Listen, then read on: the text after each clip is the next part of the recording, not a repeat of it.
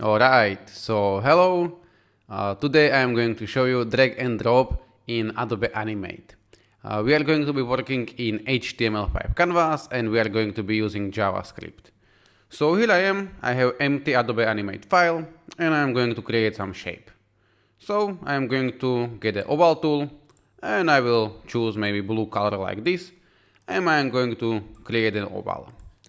Now I will have to convert this shape to the symbol. So I'm going to click on the shape, I will go to the modify and convert to symbol. I can name this symbol 1, it's not important, so I will hit OK, but make sure it is movie clip. And if I click on the shape and I will go in the properties, I have the movie clip and here I have an instance name. And this is the name by which we are going to be targeting this in the JavaScript. So I'm going to call this ball. It's like blue ball. Alright. So right now I have only one layer. I can rename this to be ball, for example. But what I want to do is create new layer. Call this layer code. And go on the first frame and right click and choose actions.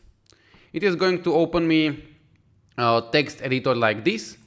And right now we are going to start to type some code. So I'm going to type this ball. Now I can either type add even listener or I can just type on, parentheses, quotation marks, and in here usually we put something like click or mouse over, but right now we are going to type press move, press move, okay? And this is going to be for moving the ball. Then I'm going to type comma, and now I'm going to type the name of the function that we are going to be creating that we want to call. So I'm going to type just move ball, like so. Alright, so now I'm going to create the function. So function move ball, parentheses, and in here we are going to write some parameter. And it is really optional, you can just type something like E or anything, okay? So I'm going to leave this with E, and when we have the function, we open and close the function with these curly parentheses. So I'm going to type them, hit enter, and in here, I'm going to type E, which is this parameter, dot, current target X is equal to E stage X. And this line of code basically means that this shape is going to be located when I click and hold on the shape on the place where is my mouse. I'm going to duplicate it by hitting Ctrl D, and now we are going to change the X to Y, and also in here stage Y, like so. Right now I'm going to hit Ctrl Enter and we will see whether this is going to be working or not. So Ctrl Enter, and if I click and hold, I can move my object, which is pretty cool. I have a lot of windows, so I'm going to close them. And alright, one of the things that I would like to do right now is close the code, so collapse icons, and I'm going to click anywhere and I'm going to change the background of my stage to some color like this. So if we hit Ctrl Enter, we can see borders of the canvas. It's just something that I prefer to do. Right now I'm going to create a new layer. So I'm going to click on the ball layer. I will click this plus and we are going to create some kind of shape. And this is going to be the target area where we want to leave our ball. So I'm going to create a rectangle like this, and I can click on the rectangle, I can click F8, which is shortcut for modify convert to symbol, and this can be symbol 2, make sure it is movie clip, and I will click OK. Alright, so now I will click on the rectangle, and in the instance name, I am going to type something like my rect, like my rectangle. I'm going to copy this, and I will go back to my code. But one of the things is, before I will go to my code, I want my ball to be over this rectangle, so I'm going to put it up. and I can call this to be like rectangle. Alright, so we have rectangle, we have the ball, and we have the code. So now I will go back to my code. I can either right click and choose actions, or I can just hit F9. It is going to open me code like this. And now we can continue. Now I want to create a function, an event listener on what is going to happen if I leave the mouse. So I am going to create something like this. This ball on, but right now it is not going to be press move, but it is going to be press up. And we are going to be calling a different function, and I can call this to be drop ball, for example. Alright, and right now we will have to create a function. So I'm going to type function, this name, drop ball. Make sure that this name and this name is the same, and same in here, this and this, because otherwise it wouldn't be working. So parentheses and curly parentheses. And right now, for the beginning, we can type some very simple code. Alright, but before of that, one thing which is important in the animate is when we are outside of the function, we will have to use this at the beginning. But if we are inside of the function, and I would like to type something like this ball alpha, which is transparency, is equal to 0.5, this code wouldn't work right now, because if we are inside of the function, we will have to, instead of this, use some kind of variable. So I will go at the beginning of my code, and I'm going to type var root. This root is optional, you can choose anything, any name, is equal to this. And every time that we are going to be in the function, instead of this, we are going to be using root. Otherwise, it wouldn't be working. Okay, so outside of the function this, inside of the function the name that you create. Alright, and now if I did everything correctly, hopefully I did, if I go and leave the mouse, this is going to have the half of the transparency. Okay, so one more time, wherever I will put it, it is going to get to the 0.5 transparency. Alright, fine.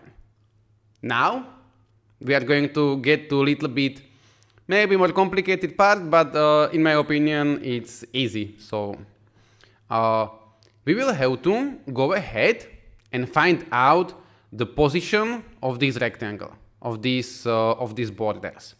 So I will go to the view and I will go to the rulers. So if you click this, we are going to get the rulers like this, and I am going to get a ruler to each side of this rectangle, like so, and like this, and like this. And the reason why we are doing this is right now, if I go ahead and double click on this ruler, like so, I'm going to get my X position, and my X position is 26. Okay. If this is not working for you, this double click, there is possibility that you are on this free transform tool, and in this case this wouldn't be working. So make sure that you are on the selection tool and it should be working. Okay, if for any reason you don't this double click don't work for you, you can zoom like this and get the number of the X in here. But if I double click, this is 26, cancel. If I double click in here, this is 315. So somewhere I'm going to type these numbers right now, and I will go to my code. I'm going to click F9, and I'm going to choose use some if statement. So I'm going to type if in this drop ball function, parentheses, and I'm going to type if root ball X is bigger than 26, and I'm holding shift and number 7. This means these signs double means and, so if root ball X is bigger than 26 and at the same time root ball X is smaller than 315, And you are going to have these numbers a little bit different based on the shape that you are going to create. But something like this. Okay, now let me close the code, and I will have to find out these numbers for the Y position also. So I'm going to double click on this one. This is going to be 20, approximately. These decimal numbers are not important. And this one is going to be 132, like so.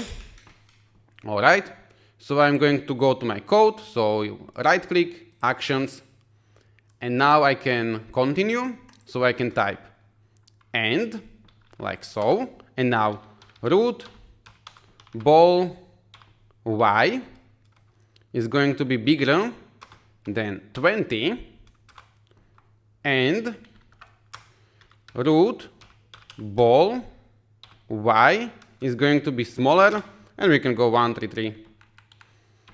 Okay, so like this.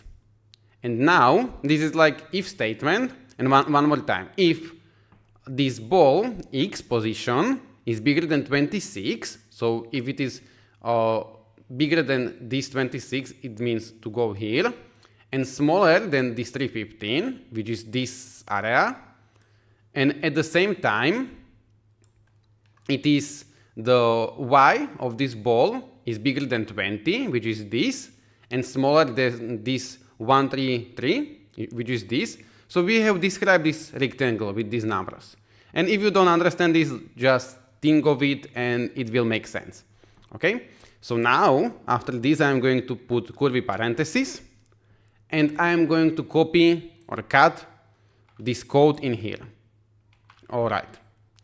So now I'm going to close this. I will hit Control Enter, and if we did everything correctly, it is going to be working. So if I move this anywhere and leave, nothing is going to happen. But if I go in here, it is going to lose the transparency. The issue is that if it loses the transparency, it is going to stay like this. So I'm going to go back to Animate, and we are going to very simply correct this by adding the else statement. So we have if the ball is going to be in this position, which is this rectangle, we want to have root ball alpha to be 0, and we can type else, this curly parentheses, and I can copy this, Control C, paste it in here, Control V, and I can type that this is going to be 1. And right now, if we drop the ball in the shape, or in the area where we have these described numbers, we are going to have alpha 0.5, and if we drop this anywhere else, we will go back to 1. Control Enter to test, like so, and like so. Okay, you can see that it is working. Fine.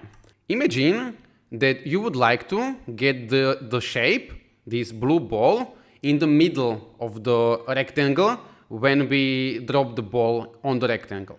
Okay, so I will explain. I would like to get this shape to the center every time when I drop it. If I drop it in here, I would like this ball to go to the center. So what we can do is, I will click on this rectangle, okay, my rect. So I'm going to either copy this or remember this. I can copy this, but maybe I will have to copy and paste something else. So my rect. And now what I want to type is in here, in this first if, where I have this root ball alpha to be 0.5, I want to type root ball x is going to be equal to root my rect x. All right. And now I'm going to hit Control D, and I'm going to change the x to y. Like so. All right. And I'm going to hit Control Enter. And now if I put it in here, it is going to go to the middle of the shape. Like so. All right. So we are almost done. But there is one thing that I want to show you, which I didn't want to do at the beginning because I didn't want to confuse you. But if we have this initial function move ball on this press move, like so, it is going to be working. But there is possibility that sometimes it is not going to be, if you are going to be dragging, it is not going to be exactly where your mouse is, but it is going to be offset a little bit. And there is one line of the code that we will have to add. And this is the line that I am not going to explain because it's hard for me to explain. I'm going to just paste and I'm going to provide this code in the description, but it is something like this. Okay, we have some kind of variable. This name is arbitrary, and we have this stage global to local, and in the parentheses we have I will have to change this to E and this to E because this is the parameter. So we have this E stage is and E stage Y, and when we add this line of code, we will have to change this to P, which is this variable X, and this P Y. Okay, I'm going to hit Ctrl Enter to make sure that it is going to be working, and it is. All right. So as I said, there is possibility that without this additional code and without this, it is going to be offset in some browsers. But this line is it's needed to add. All right. So, but as I said, I'm going to provide this code in the description, and I would suggest you to save this function somewhere. It's very, very simple, and everything else is like common sense, and you can code this. All right, I can continue a little bit to just show you. I'm going to create some kind of text like so, and I'm going to create new layer, and I'm going to just type something like yes, and I'm going to click on this text, F8, symbol 3 is fine, and in the instance name I want to just type yes, and I will go to my code. I can right click and choose actions, and at the beginning of the code I want to type this yes, visible is going to be false. So I do not want to have this text visible at the beginning, but what I want is after I drop my ball in this rectangle, I want to make this text visible. So we are in the function, so we will have to use root. Yes, visible is going to be true, like so. And I'm going to copy this, and else, if we get this somewhere else outside of the rectangle, I want this yes to be false. Ctrl Enter. We are going to get the yes when we got it in, and we will get lost the yes when we go out, like so. All right. And the last thing that I want to show you, just for your information, because I do not want to give you this drag and drop and then you are going to be confused if you want to use something a little bit more advanced. So I'm going to create one more variable. I'm going to type var my n, like my number, and I'm going to just set the variable like so.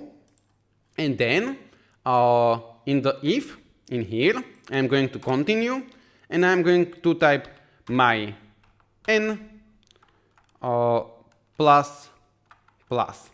And this means, or I can type like my var n, or var n is equal to 0, like so. This is going to be maybe better for you to understand. So var my n is equal to 0, and then if I drop my ball in the rectangle, this my n is going to be plus plus, which is going to be plus 1. Okay? And then I'm going to create the function in here. Function, not function, but if else statement, I'm sorry, if my n is going to be bigger than 5, for example, I want my root ball visible be false. Okay, and basically every time that I drop the ball in the rectangle, my n is going to be plus 1, and then I have, if my n is bigger than 5, I want my root ball visible to be false. So if I did everything correctly, and I'm going to go 1, 2, 3, 4, 5, 6. Okay, because I said it is going to be bigger than 5, and then it is going to disappear. Alright? And you could do something like this with multiple drag and drops to count the number like this and have something appear or disappear after a few rounds and so on. So yeah, this is it. This is all. If you have any questions, you can put them in the comments. And if I know the answer, I can try to explain or I can do some additional tutorial. And if you like this video, give a like. If you can help me, you can share this with some friend. And if you are interested in more videos like this, you can check my channel. I have more tutorials about JavaScript in Adobe Animate and some about animation in the Animate, some about After Effects and so on. So yeah, you can go check that out. Thank you very much for watching. As I said, I'm going to provide this link in this code in the description, and maybe I will also provide you this code, this animate file, I mean. So thank you, goodbye.